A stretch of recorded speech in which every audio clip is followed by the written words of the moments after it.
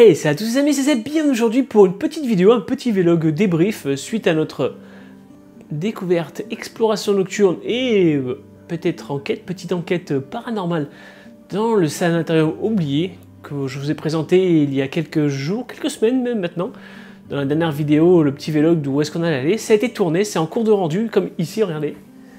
Je suis à 20 heures de rando, il me reste 6 heures, donc, parce que c'est extrêmement lourd, donc il y a à peu près 90 gigas de vidéos. On n'a pas filmé en 4K parce qu'on pensait qu'on allait bouffer toute la bande. On avait 6 heures d'enregistrement chacun entre les deux caméras et la GoPro. Donc on a tourné à peu près 5 heures, j'ai coupé, il nous reste 1h20. J'ai enlevé tout ce qui pour moi paraissait inutile. Donc j'ai fait des petits plans drone comme vous allez voir. J'ai fait pas mal de trucs, on a essayé de pas mal monter l'affaire, donc on s'est bien gelé parce que où on a été il faisait froid, et on s'est régalé, c'était vraiment un petit endroit bien sympathique. Et du coup voilà, là j'ai fait mon montage, ça va être rendu dans la semaine, donc je pense peut-être avant Noël, donc ça sera peut-être votre cadeau de Noël, de votre réveillon. Vous voulez un cadeau? C'est ici, la vidéo, elle est là, elle va arriver. Comme vous pouvez voir aussi, en fond, j'ai refait ma bannière. J'ai refait la bannière pour la faire un peu plus moderne. Je trouve que là, elle me pète bien. Vous me direz dans les commentaires ce que vous en pensez.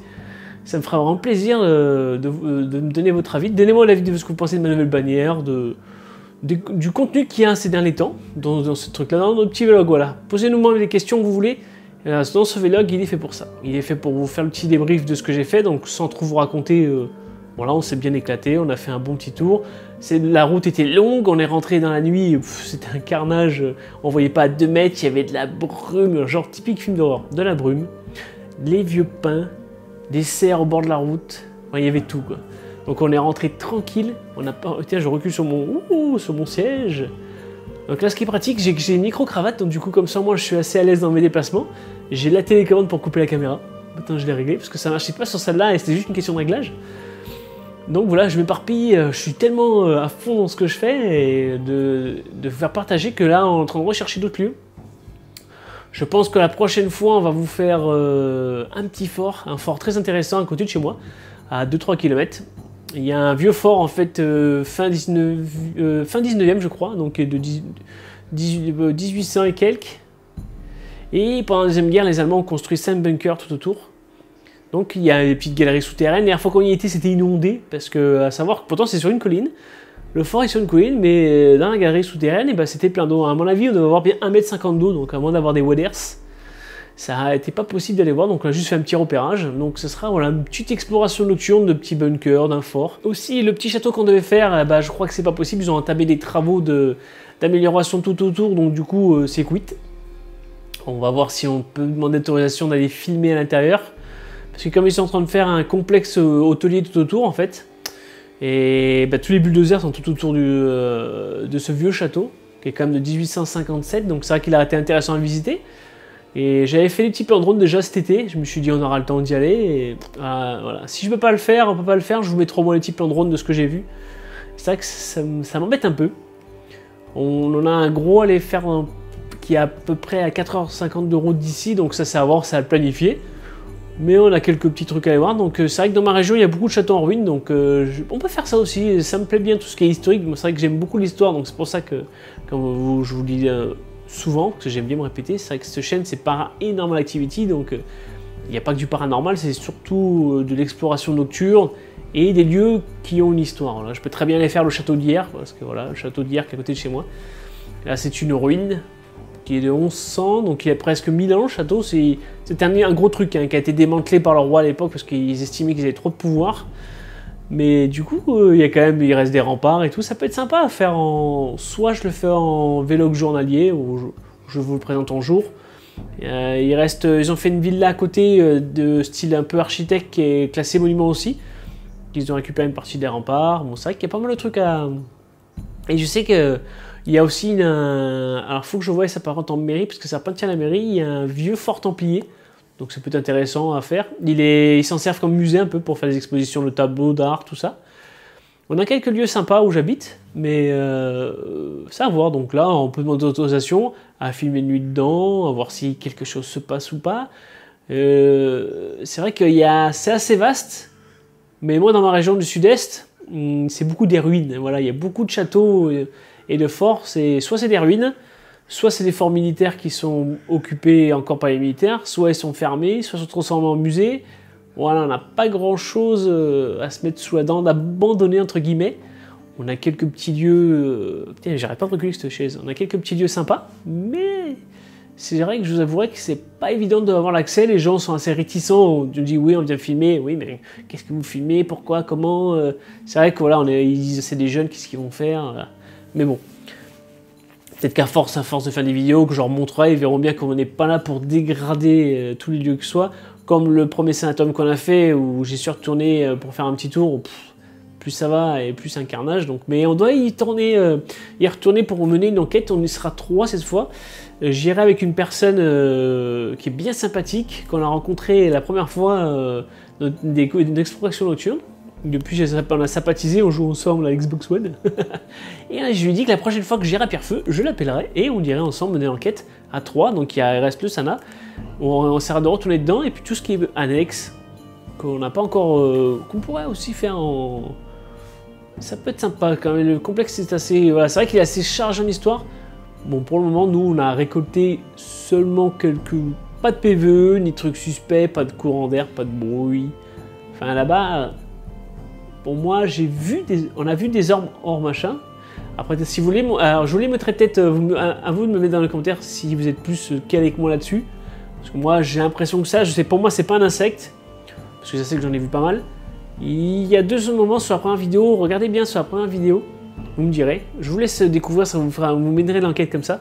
Dans la première vidéo, il y a 2 endroits où il y a un orbe. Alors je peux vous dire un peu, c'est un moment où je passe une porte, on voit une sorte de flash qui se déplace, et au moment dans le sous-sol, tout en bas, la chaufferie, il y a une sorte d'orbe qui descend comme ça.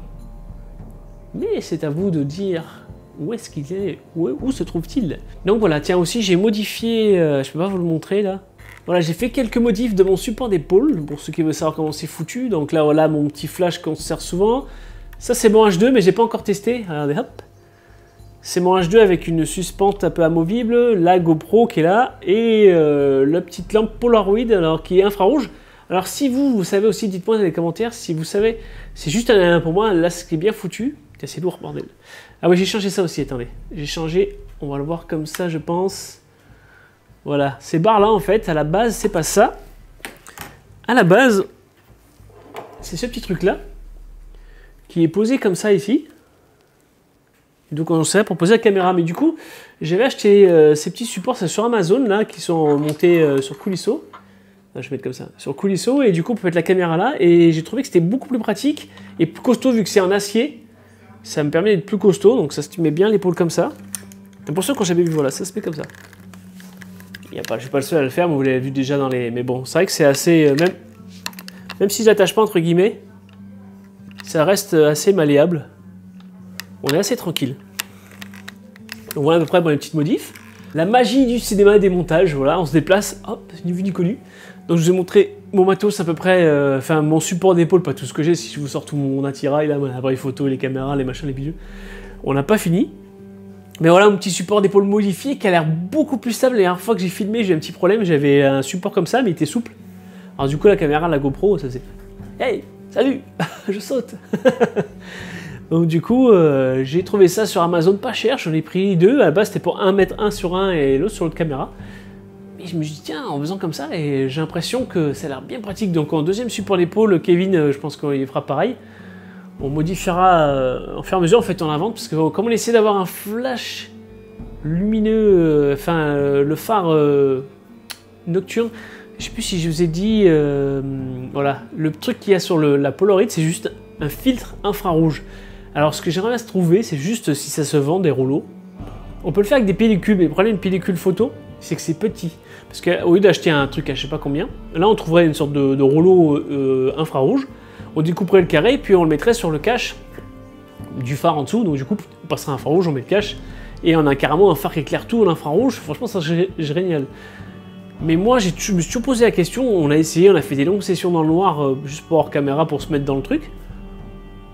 Pourquoi on filme dans le noir? Moi, je vois pas l'intérêt de filmer dans le noir totalement, à part se créer une sorte de psychose, parce que dans le noir, je sais que l'interprétation est différente. Donc il y en a qui, le seul truc qu'on m'a dit d'explication, c'est oui, les phares effraieraient s'il y a quelque chose. Je ne sais pas en quoi ça effraie.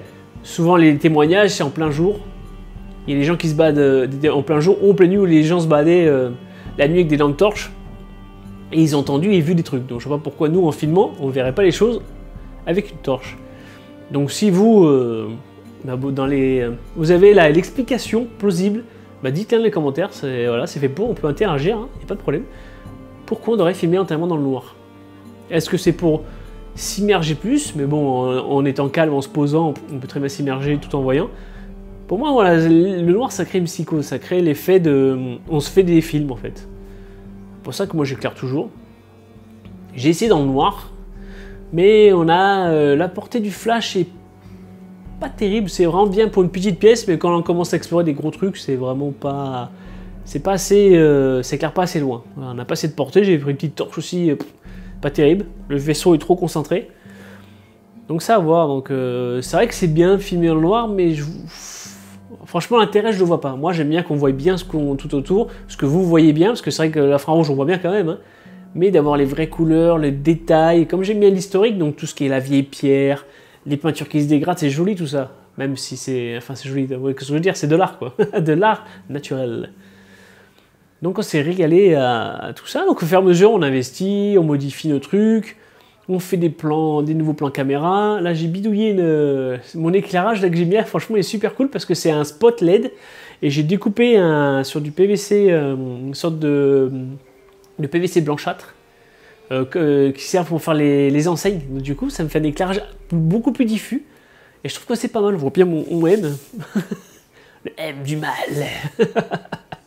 Donc voilà à peu près tout ce que je voulais vous dire. Donc voilà, ce petit vlog, si vous avez des questions, n'hésitez pas à les poser dans les commentaires, c'est avec plaisir que je répondrai. Si vous voulez que je réponde dans un autre vlog, on peut interagir. Et s'il y a comme moi des collègues du paranormal ou qui aiment l'historique, n'hésitez pas aussi à interagir avec moi. Et si vous avez des lieux que vous voulez partager, on se les partagera en MP.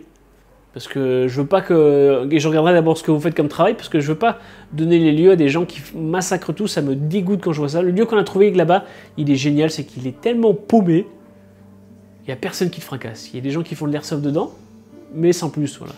L'autre qu'on doit aller dans l'autre région, lui il est encore plus paumé, donc il est encore moins abîmé. Et c'est ça qui est génial, c'est moi j'aime bien l'histoire, mais j'ai encore rien été touché. On rentre dans un lieu, comme un château par exemple abandonné, il faudra que j'en trouve, où en fait rien n'a bougé et j'ai eu peur, tout s'était éteint. Je me suis dit, mon flash? Non, les écrans, ça a fait un retour éteignage dans la gueule, j'ai pas compris. Donc je disais, voilà, moi j'aime bien un lieu qui s'est figé dans le temps, genre il s'est arrêté en 1970, ça n'a rien à bouger. Ce serait génial, ça trouver des lieux comme ça où même si le temps a fait son œuvre, il est resté comme il devait être en fait, pas abîmé, rien du tout. Donc c'est ça qui me plaît moi dans ces monuments abandonnés en général, c'est quand rien n'était touché, alors que c'est vrai que c'est dommage quand ils sont dégradés et je comprends pas pourquoi on les fracasse comme ça. Un lieu qui est abandonné mais qui est entretenu, et on dira la mairie, oh putain les mecs ils sont bien, ils fracassent rien du tout, ils le cassent pas, on va laisser, ils l'entretiennent. Les endroits, ils seraient entretenus, on les démolirait pas à la rigueur. Il dit, ah, putain, les mecs, ils font attention, ils protègent, ils cassent rien, ils traînent dedans, certes, ils squattent, mais ils cassent rien. Voilà, donc ça éviterait, permettrait de protéger nous-mêmes notre patrimoine historique, en fait. Parce qu'il se délabre à cause de nous. Et, par exemple, au fort où on doit aller, il y a une petite maisonnette, il s'est délabré vite parce que les mecs sont passés par le toit pour rentrer. Donc du coup, ils ont viré les tuiles. Bah, avec la pluie, ça fait son temps, le toit s'effondre au fur et à mesure. C'est souvent comme ça, parce que les mecs cassent les toitures, une fois que la toiture est percée, c'est fini, ça s'effondre. Et c'est ça que je trouve dommage, c'est qu'on délabre tout, alors qu'il suffirait de squatter dedans sans rien casser. Enfin bref, on va pas s'étendre, c'est pas le sujet. Ça en fait partie un petit peu de nos explorations. Pour l'instant, on n'est pas tombé sur des personnes qui étaient agressives envers nous, ou qui étaient vraiment là pour nous faire chier. On a de la chance. On se méfie quand même, parce que ça peut arriver, on se dit, s'il faut, on va aller là-bas, où on était la dernière fois.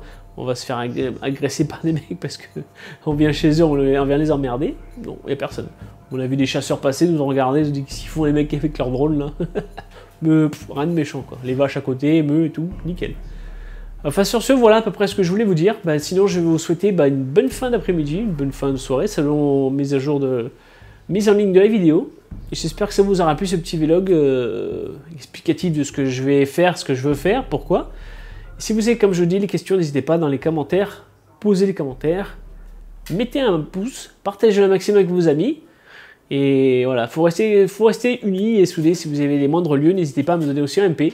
C'est avec plaisir que je partagerai aussi mes lieux avec vous. Si j'ai vu ce que vous faites, c'est votre travail, je vois que est correct, que vous n'aimez rien, on partagera les lieux, il n'y a pas de problème, c'est fait pour ça. On est fait pour... voilà, on est une équipe. Les explorateurs nocturnes et qui aiment l'histoire, on est une équipe. On doit se donner les lieux. Il n'y aura pas de problème, je le ferai avec plaisir si je vois que vous faites un travail correct et que vous respectez les lieux. Sur ce, moi je vous dis à très bientôt sur la Paranormal Activity, des explorations nocturnes et des enquêtes paranormales et bien d'autres encore. Sur ce, peace, ciao.